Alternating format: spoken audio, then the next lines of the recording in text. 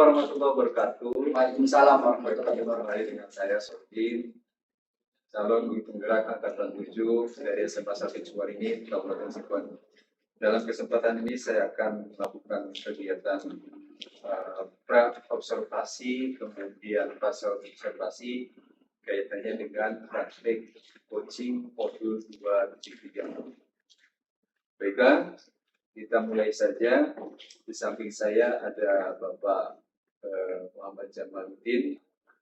Beliau adalah guru dari SMA 1 Ciwaringin yang mempunyai prestasi yang cukup bagus di sekolah kaitannya dengan pembelajaran yang Pak Jamal lakukan di kelas. Baiklah, kita mulai saja. Gimana kabarnya Pak Jamal? Alhamdulillah luar biasa, baik sekali hari ini. Pak Jamal, kalau boleh tahu Pak Jamal itu sebenarnya ngajar pelajaran apa sih? Saya di SMA Negeri 1 Ciwaringin itu mengajar pelajaran matematika kelas 10 dan matematika kelas 11. Untuk sekarang pelajaran matematika yang akan Bapak sampaikan itu kelas apa ya Pak? Kelas 10 Pak. Kelas 10. Oke. Itu materinya tentang apa nanti Pak? Materi yang akan saya sampaikan nanti itu tentang trigonometri dengan menggunakan perbandingan segitiga siku-siku, sudut segitiga siku-siku. Trigonometri perbandingan segitiga siku-siku. Kalau boleh tahu Pak Jamal, nanti dalam praktek pembelajaran di kelas metode Bapak yang akan pakai itu apa? Model pembelajarannya itu? Model pembelajaran yang akan saya sampaikan nanti pada saat di kelas itu modelnya model kelompok ya, kemudian tanya jawab, kemudian nanti ada presentasi dari siswa seperti itu nantinya. Jadi kalau saya boleh gambarkan, berarti Bapak itu sedang berusaha melakukan pembelajaran yang berdiferensiasi ya? Iya. Kemudian kalau saya lihat tadi juga dari ungkapan Pak Jamal juga akan berusaha mempraktekkan KSE. Dalam artian Pak Jamal juga berusaha untuk melihat faktor sosial dan emosional yang dimiliki oleh peserta. Untuk kesiapannya gimana Pak Jamal? Untuk kesiapannya tentunya yang pertama saya menyiapkan rencana pembelajaran terlebih dahulu, kemudian mungkin melihat waktu pembelajarannya kapan. Soalnya kan kalau misalnya pagi mungkin kan beda metodenya, kalau siang beda lagi, apalagi kalau sore udah wayang itu kan beda lagi. Jadi nanti kalau sekarang ini karena mendekati siang ya mungkin persiapannya yang tentu yang pertama sih diri saya pribadi, mempersiapkan materi yang akan diajarkan, mempersiapkan tentunya fisik, kemudian mempersiapkan segala hal yang diperlukan dalam kegiatan belajar nanti. Oke. Mungkin terima kasih Pak Jamal atas keterangannya. Demikian kegiatan observasi yang kita lakukan bersama saya dengan Pak Jamal, di mana nanti Pak Jamal akan mempraktekkan model pembelajaran yang berdiferensiasi, kemudian kaitannya dengan materi trigonometri ya. Terima kasih. Assalamualaikum warahmatullahi wabarakatuh. Waalaikumsalam warahmatullahi wabarakatuh.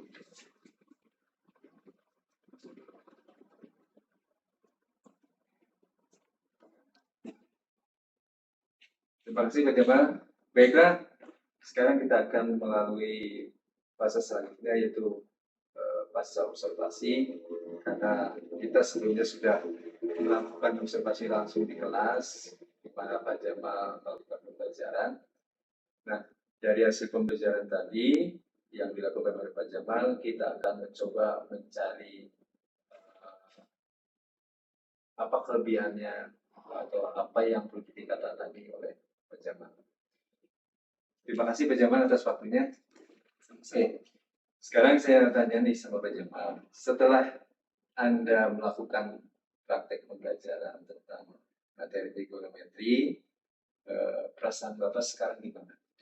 Perasaan saya tentunya senang, deg-degan, deg-degan terus ya merasa puas aja sih, soalnya pada saat KBM anak-anak merespon dengan baik. Kemudian mungkin karena sudah ada materi prasyarat dari awal, jadi ketika ada yang soal-soal yang harus didiskusikan, yang harus dibahas oleh kelompok-kelompok teman-teman yang di kelas itu berjalan dengan lancar walaupun banyak beberapa hal gangguan sedikit.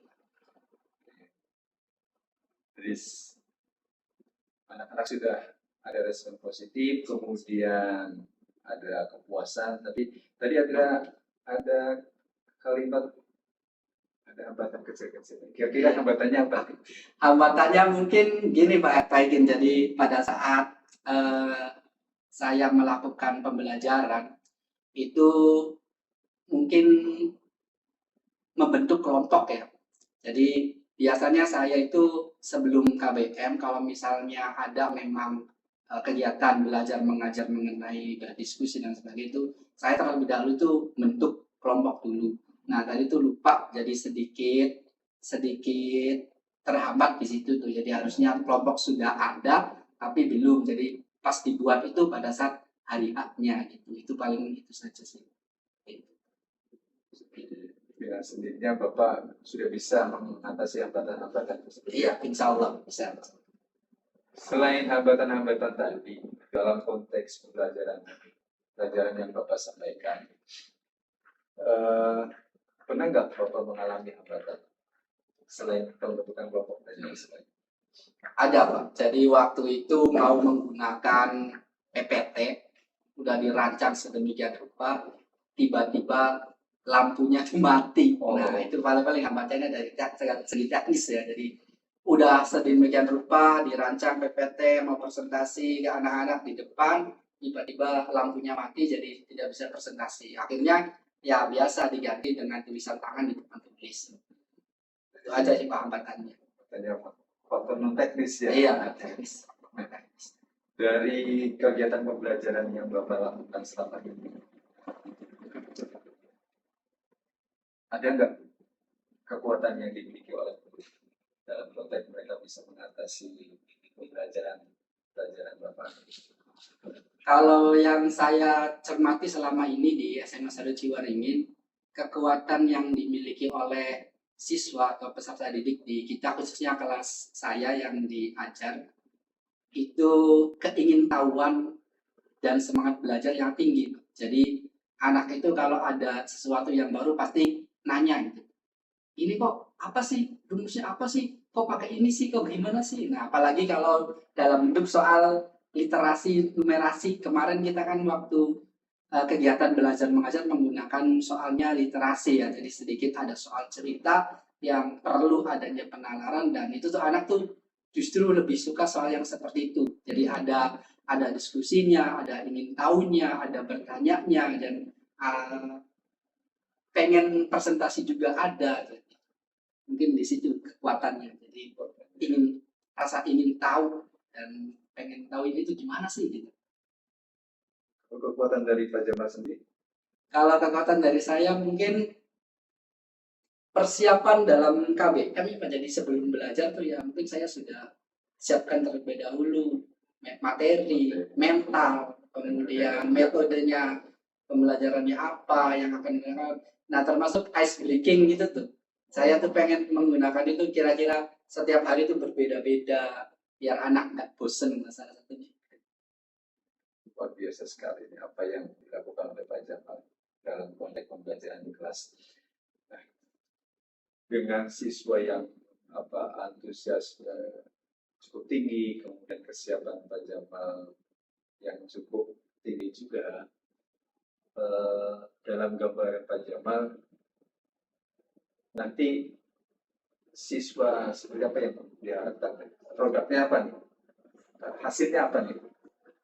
Kalau saya pribadi menginginkan produk atau hasil dari kegiatan belajar mengajar. Yang pertama, anak tahu segi dasar dari konsep trigonometri itu apa, dari mulai dasar banget, nah sampai bagaimana cara memecahkan permasalahan.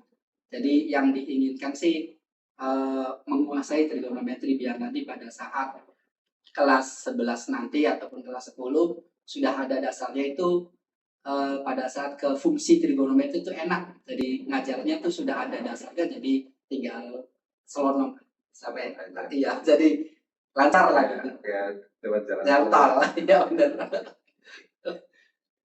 Mungkin kedepannya seperti itu ya, Pak. Iya betul. Oke. Jadi cukup banyak aja Pak, ya, karena Bapak sudah luar biasa sekali dalam konteks pembelajarannya, sudah persiapan dari dini, kemudian siswanya juga punya basic yang lumayan, ya artinya lumayan itu di atas rata-rata karena mereka sudah memiliki antusiasme yang seperti dalam pelajaran Bapak. Terima kasih atas waktunya, semoga sukses terus dalam konteks memimpin pembelajaran di kelas. Amin, amin, amin. Terima kasih. Demikian wawancara saya dengan Pak Jamal Muhammad Sabarudin kaitannya dengan coaching tentang pembelajaran di kelas. Terima kasih. Assalamualaikum warahmatullahi wabarakatuh. Waalaikumsalam warahmatullahi wabarakatuh. Assalamualaikum warahmatullahi wabarakatuh.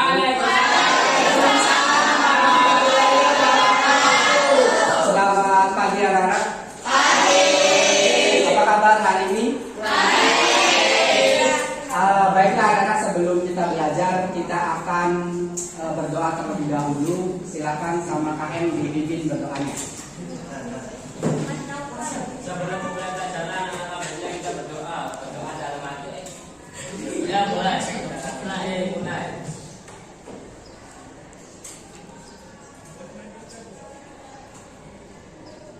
Selesai. Ya, terima kasih atas doanya. Mudah-mudahan hari ini pembelajaran kita akan berlangsung secara aman, nyaman, tentram, dan mudah-mudahan lebih bermakna kembali. Baik, sebelumnya Bapak ingin tahu dulu siapa yang hari ini tidak masuk? Yang pas saja satu. Bapak, Bapak, Farah, Uli, 3 orang. Ya, terima kasih ya. Bapak tekan dulu.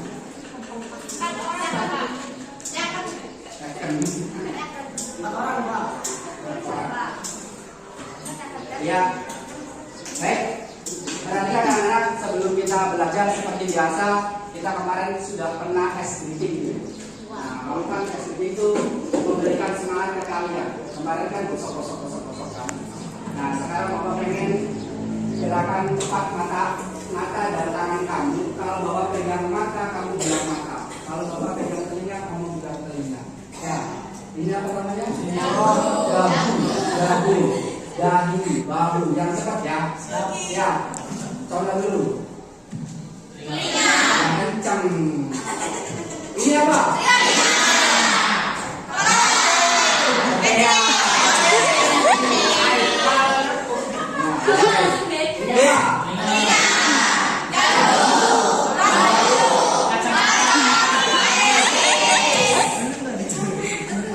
Konsentrasi. Ulang lagi, sekali lagi. 1, 2, 3.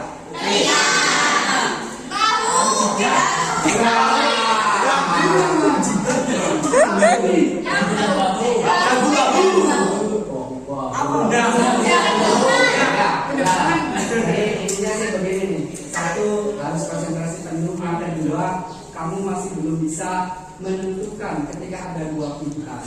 Artinya kamu pilihan mana yang terbaik menurut kamu, itu yang harus diambil.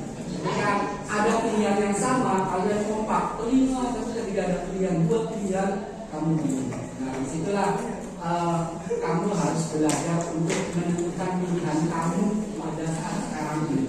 Ya, baik.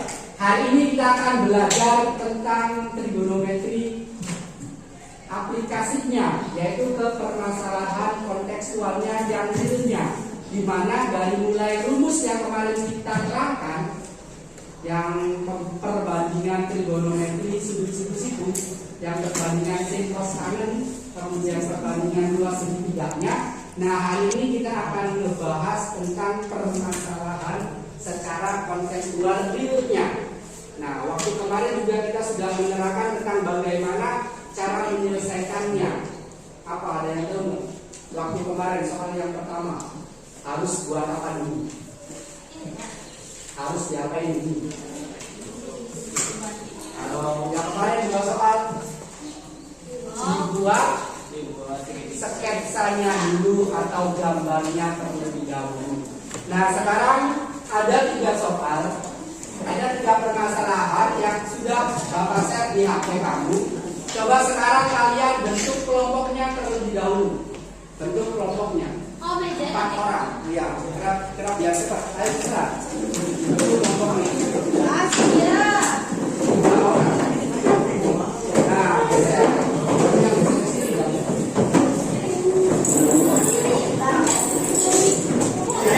ada yang 4, ada yang 5.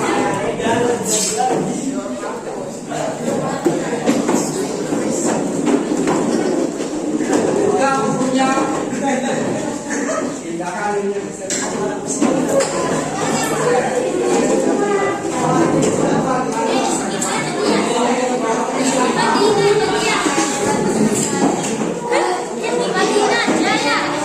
Say hi, say hi. Say hi. Say hi, say hi.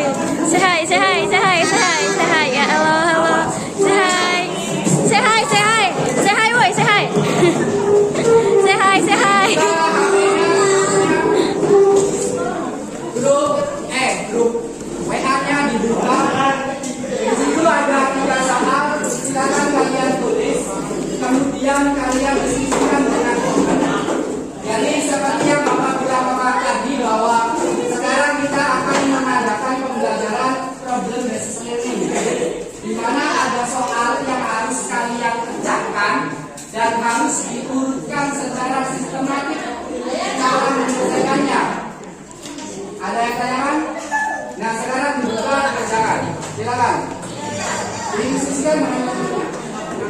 Iya. Yang nomor 3. 3, Pak. Semua yang melakukan pada sebuah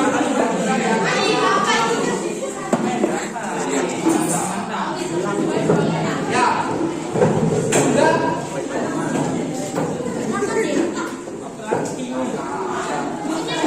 Lanjutkan saya kemarin. Kemarin di sini kan nulisnya ada yang hidupkan ada 6. Kamu kerjakan 5, baru kerjakan 2. Sekarang kamu kerjakan 2 soal sampai selesai. Kamu yang sudah selesai silakan presentasikan. Kalau ada yang belum mengerti silakan tanyakan. Sudah?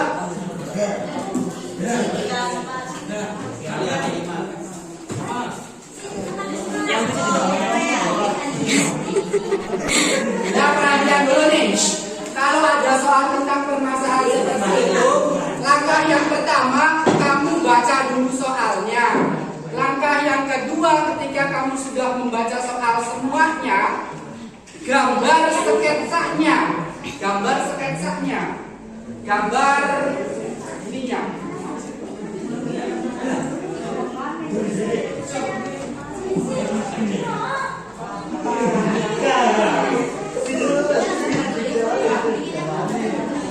Ya, silakan.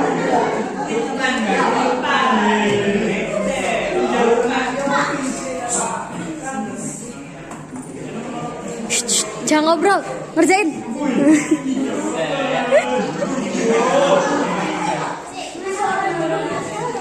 Iya, adik-adik dikerjain, adik-adik. Adik-adik dikerjakannya, adik-adik. Adik-adik dikerjakan. Ini kan tingginya kan 9.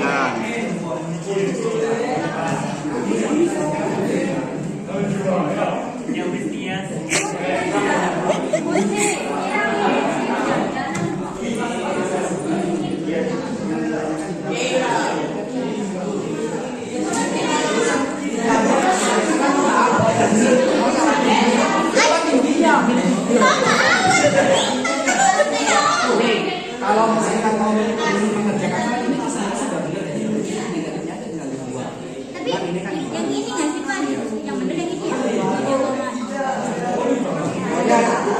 kalau modelnya kayak gini, panjang 9 meter, jadi tingginya makanya kalau itu bentarnya dia.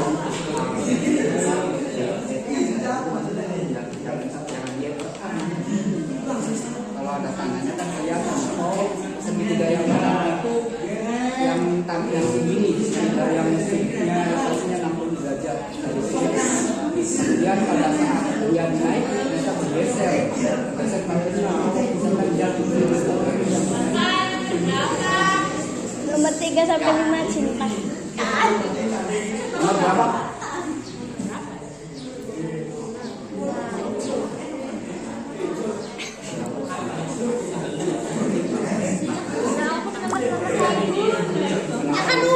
Udah.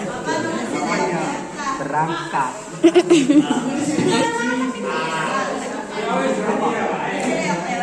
Misi DPR, diskusikan misi DPR. Ada yang nanya Pak? Baca soalnya belum. Nah, sekarang nomor 4.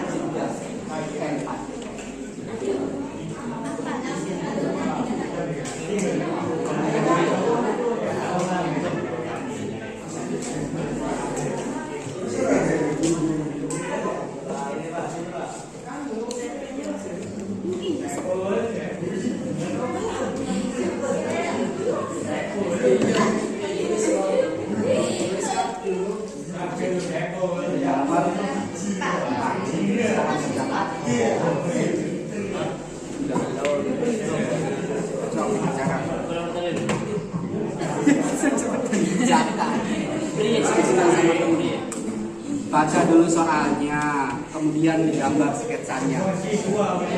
Gambar perahunya, lihat kan.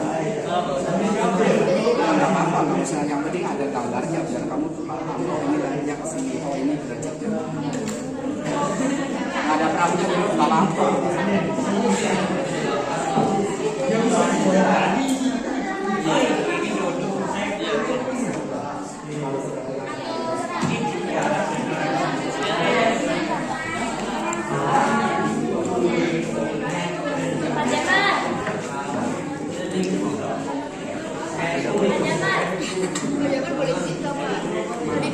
Astagfirullah tadi katanya izin, kamu udah bingung nih di sana. Kamu di sini.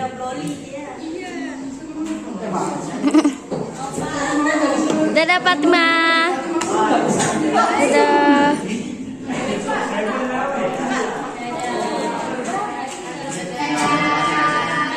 Ya, baik. Ada yang sudah nomor 3, biar cepat nomor 3.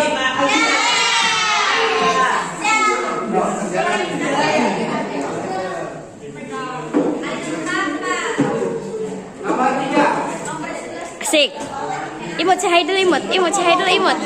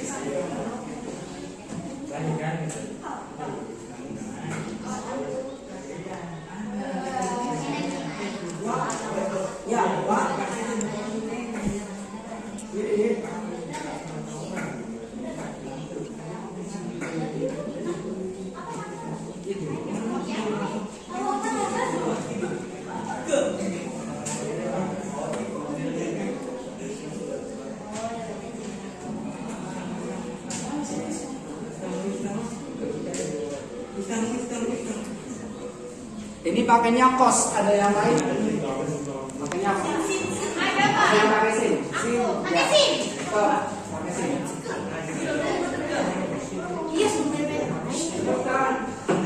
Biar cepat. Tinggalnya mana? Tinggalnya. Ini tuh 55. Kayak di sini ada yang maju lagi. Jangan lagi HP.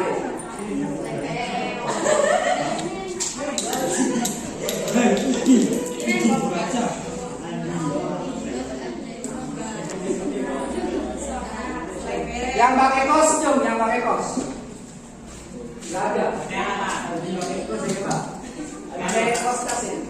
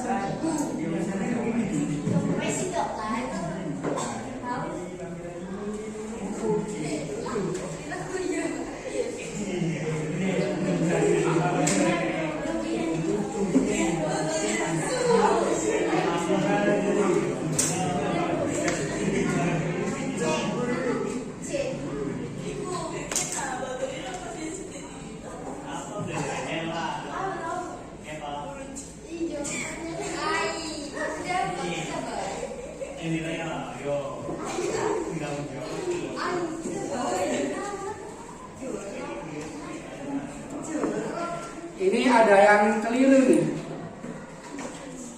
18 dari mana?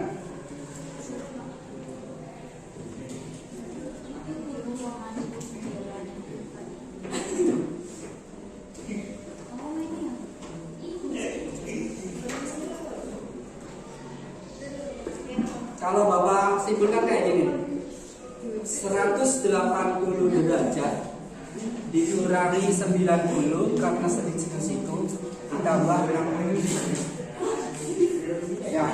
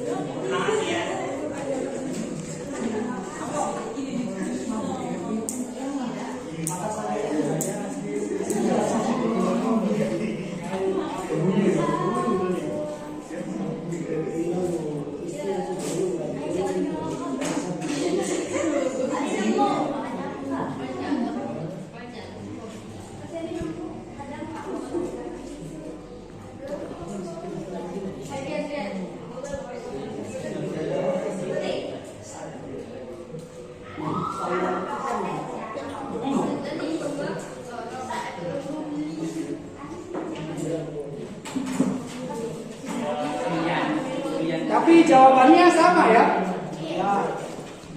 Ada yang pakai tangan? Enggak, gampang.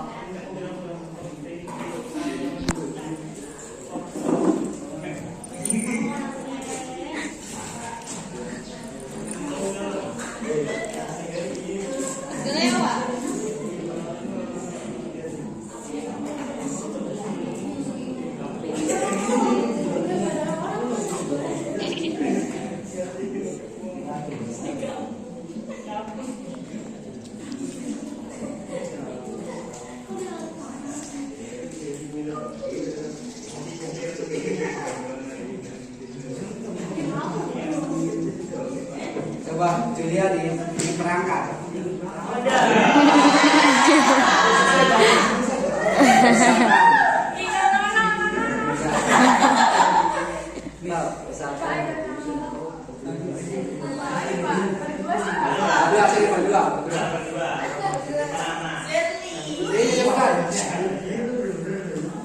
Cepetan dari kelompok. Sama Rian Bey, Pak. Sudah duduk. Ini perhatikan, ini ada dua versi menggunakan kos sama sim. Satu lagi versinya tangan, dari Bapak nanya ada yang menggunakan tangan, tidak ada.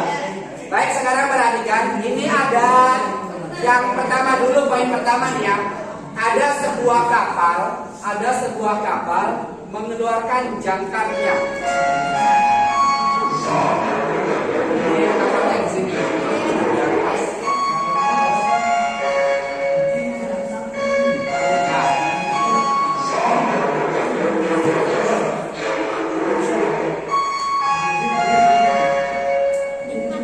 Mengeluarkan jangkarnya, turun ke sini ya. Ini jangkarnya nih, misalkan ini jangkar.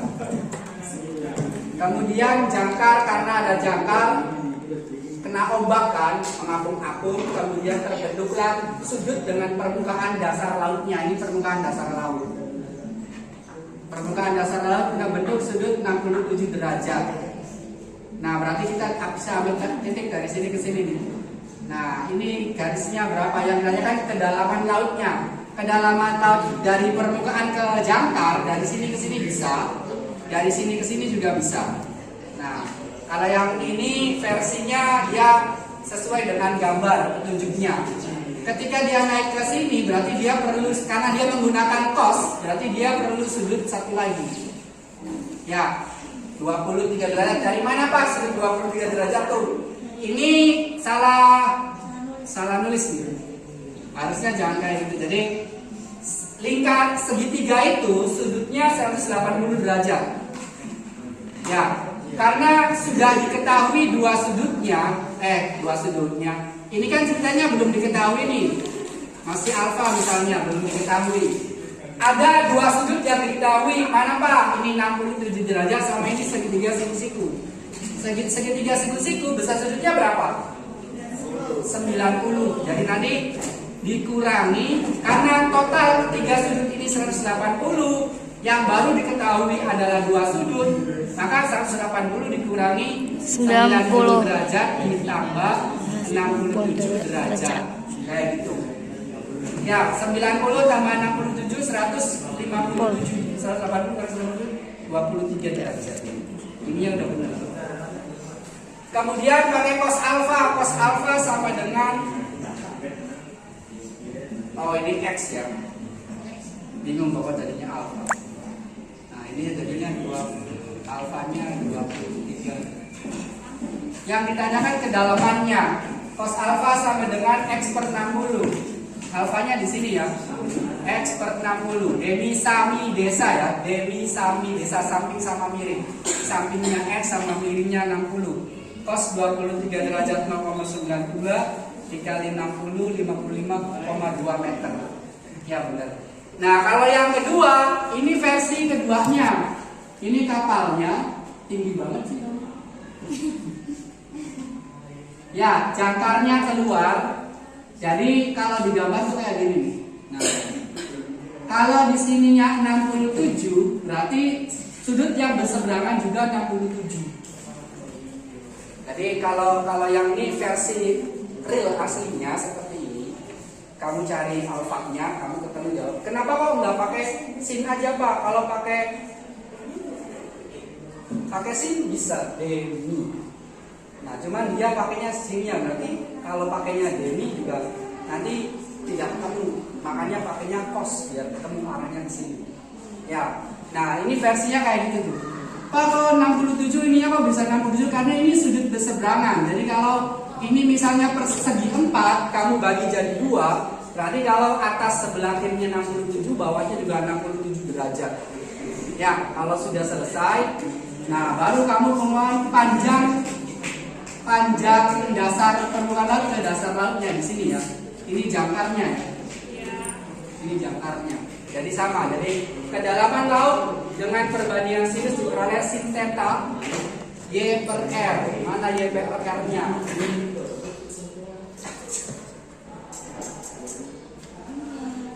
Ini Y-nya, ini R-nya ya. Salah gambar.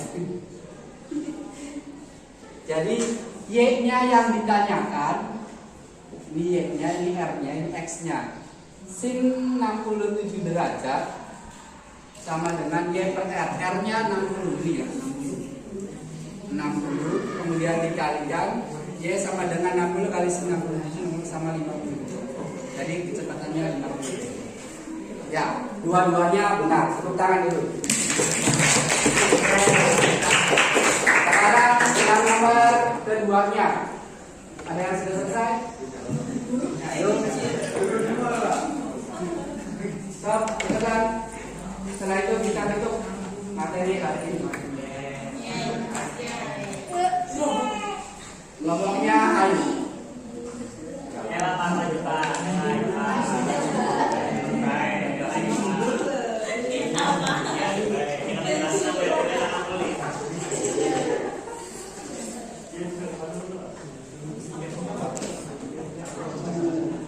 Yang belum nomor ini ditulis salah satunya aja biar kamu nggak bingung. Ya, tadi sudah diterangin ya. Yang ini juga boleh ya. Sebenarnya dari sini pakai SIM juga bisa sebenarnya langsung ya. Demi nantinya ketemu. Ya kan, karena dia pakainya sudah bunyi, pakainya ini boleh, ada masalah. Pakainya kos. Desa, Demi Sami, Demi Sami. Samping miring ya, pos.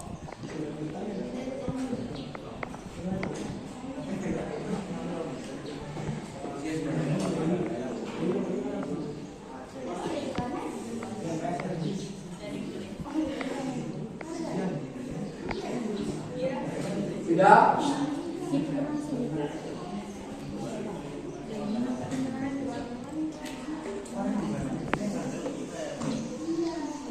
Menulis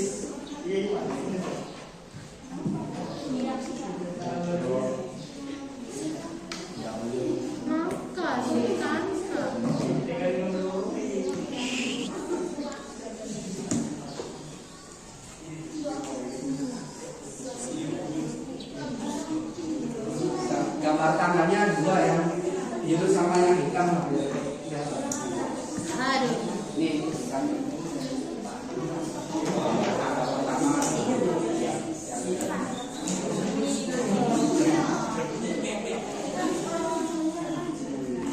ingat ya, perhatikan kalau ada soal cerita atau soal tentang literasi numerasi, ini literasi matematika ya.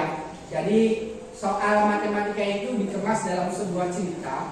Makanya cara menyelesaikannya supaya jelas, hal yang pertama harus kalian lakukan itu adalah membuat sketsanya atau membuat gambarnya. Nanti ada perbedaannya. Jelas gitu. Jelas.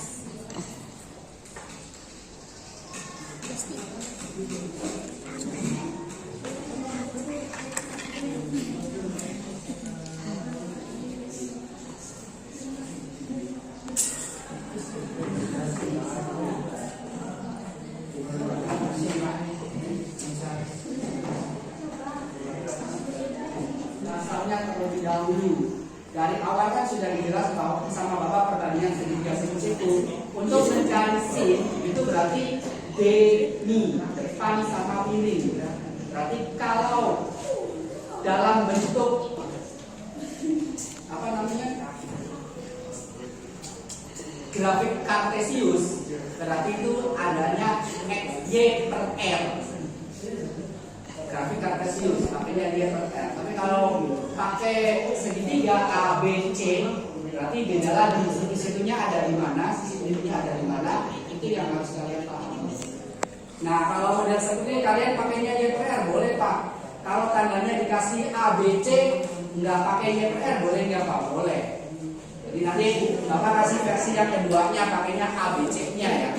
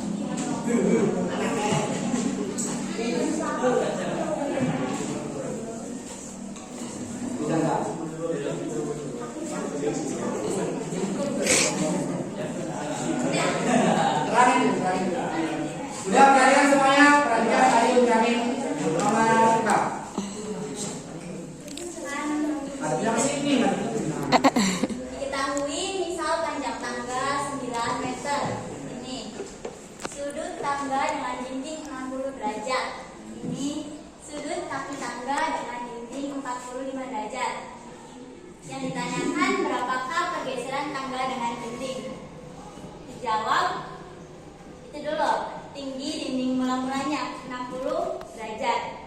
Pakai sin tangan sama dengan sin delta sama dengan Y per L. Sinnya kan 60 derajat,